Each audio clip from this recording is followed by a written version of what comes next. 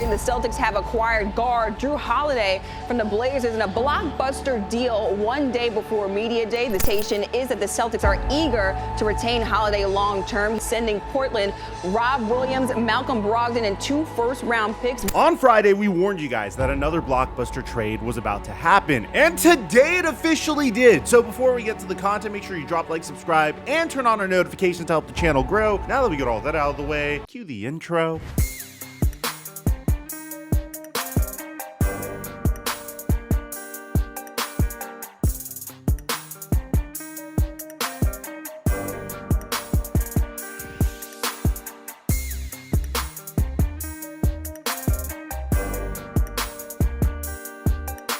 My friends, we had a legendary weekend on Prize Picks. Your boy personally made $700, and I only missed 2 out of 11 of my picks. And you guys hit me up in the DMs and let me know about it. We're about to ramp it up for this week. Remember, you get a $100 deposit match on Prize Picks when you use my promo code microphone, and I post my picks onto my Instagram story at TheFlightMike for free each and every day that there's a football game. And thank you, Prize Picks, for the sponsor. Mike check 1212. What's going on, everybody? I have to admit, man, as a Los Angeles Lakers fan, I'm very intimidated of the offseason that the Boston Celtics had. They made some very significant changes despite already making it all the way to the Eastern Conference Finals last year. I mean, you're talking about a team that has come very, very close to winning an NBA championship during the Jason Tatum and Jaylen Brown era. And almost every single year, there seems to be some sort of conversation about whether or not the Boston Celtics were going to continue with building a core around Jaylen and Jason or completely start from scratch. There were questions about them potentially trading Jaylen Brown this past offseason before they made him the highest paid player in the NBA. But they've made some significant changes up until this point. A week before free agency, the Boston Celtics made a huge trade for Kristaps Porzingis, trading Marcus Smart, Danilo Gallinari, Mike Muscala, the 35th pick in the 2023 NBA draft, in order to get Kristaps Porzingis, the 25th pick in the 2023 NBA draft, and a top 4 protected 2024 first-round pick from the Golden State Warriors. Now, the significance of this trade is not only did the Boston Celtics bring in Kristaps Porzingis,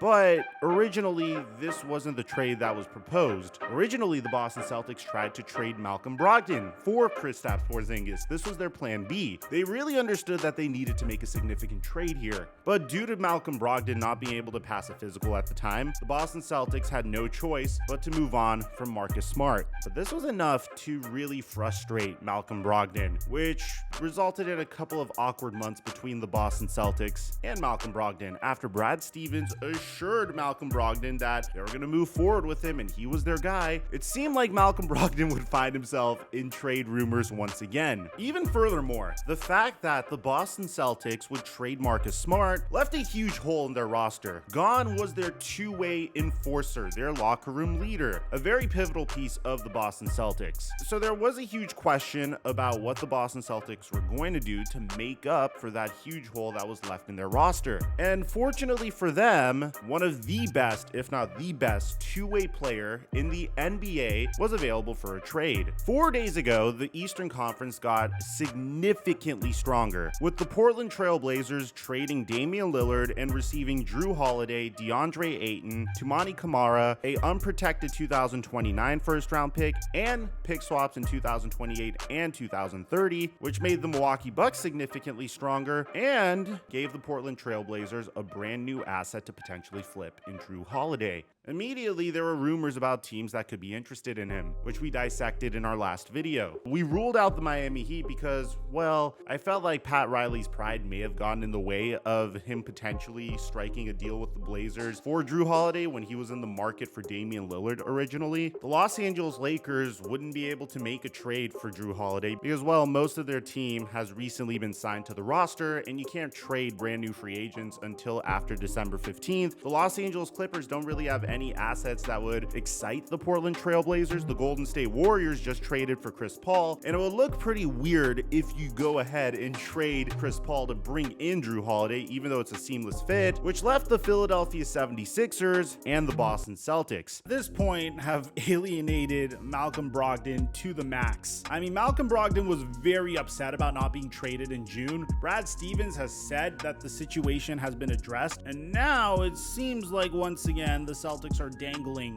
Malcolm Brogdon for Jrue Holiday, primarily because if they want to make a trade for Jrue Holiday, they have to trade Malcolm Brogdon in addition to Robert Williams. By doing that, your front court is Kristaps Porzingis and the aging Al Horford. I don't know if the Celtics would be comfortable going into that season with those two, but it can be done if that's the direction that they choose to pursue. And ladies and gentlemen, it looks like they were able to achieve just that. As a matter of fact, the exact same trade package that we hypothesized happening ended up being the trade package that the Boston Celtics gave for Jrue Holiday. According to Adrian Wojnarowski, Boston Celtics are officially trading for Jrue Holiday. The trade package is nearly identical to what we proposed. The Celtics are trading Robert Williams, Malcolm Brogdon, a 2024 Golden State Warriors first-round pick, and a 2029 unprotected Boston first-round pick to the Portland Trail Blazers, sources tell ESPN. Woj would continue to say that the Celtics were among the teams at the very top of Holiday's wish list in recent days, and the expectation is that the Celtics are eager to retain him long-term, sources say. Holiday has a year left on his deal. Boston beat out several teams in both conferences with a significant trade package. So to give you an idea of the overall haul that the Portland Trail Blazers were able to get for Damian Lillard, they were able to get DeAndre Ayton, Robert Williams, Malcolm Brogdon, Toumani Camara, a 2024 Warriors first, 2 pick swaps, a 2029 Celtics first, and a 2029 Milwaukee Bucks first round pick. Honestly, I don't think I've ever seen a team handle a situation as well as the Portland Trail Blazers handled Damian Lillard's trade demand. There's so many content creators and analysts projecting that Damian Lillard would eventually get traded to the Miami Heat, and to the Portland Trail Blazers' credit, they never flinched, not even once. When Scoot Henderson was available at the number 3 overall pick, they selected Scoot Henderson. They traded Damian Lillard for the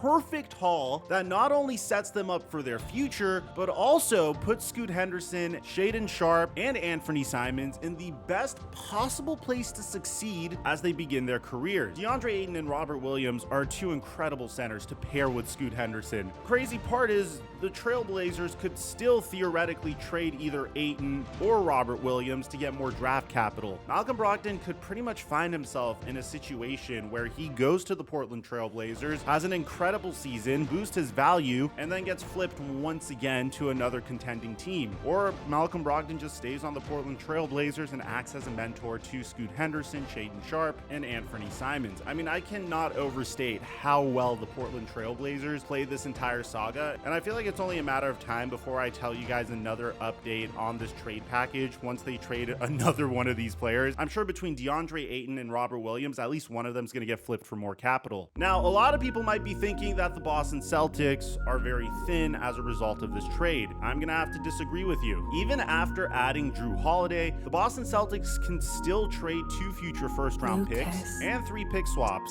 They also have 8 second-round picks, so they're still in a position to make moves down the line. The only part of this trade that kind of makes me a little nervous is the fact that the Boston Celtics are now essentially all in on the front court of Kristaps Porzingis and a 37-year-old Al Horford. Now, Al Horford has been aging like a fine wine, but of course, whenever you're going to be depending on him this much to play big minutes at the age of 37, it'll definitely make me a little nervous. Luckily for the Boston Celtics, I do think there's some pretty good options available in free agency in order to add depth at the center position. Unfortunately, I don't necessarily know if it's going to make them younger at the center position. I personally think Dwight Howard would be an awesome fit here, given the fact that they just traded away Robert Williams. He plays a similar role as Robert Williams, excellent at rebounding, great interior defense, not necessarily much of a threat whenever it comes to the perimeter offensively, but neither was Robert Williams. And obviously it won't be an upgrade over Robert Williams, but Dwight Howard could essentially play that same role that you had Blake Griffin playing in and Robert Williams playing in. But all in all, I have to admit this is an incredible trade because the Boston Celtics fill the void that Marcus Smart left, and honestly even upgraded considering how good Jrue Holiday is from the perimeter. The Portland Trail Blazers continue to add to their impressive haul for Damian Lillard, and the Milwaukee Bucks and Boston Celtics Celtics. Now the teams to beat in the Eastern Conference. Let me know in the comment section down below who won this trade and what your grades are. I give everyone A+ all around. I think everyone in this particular instance is a winner. Aside from that, I'm your boy Mike, and I'm dropping our mic until our next upload.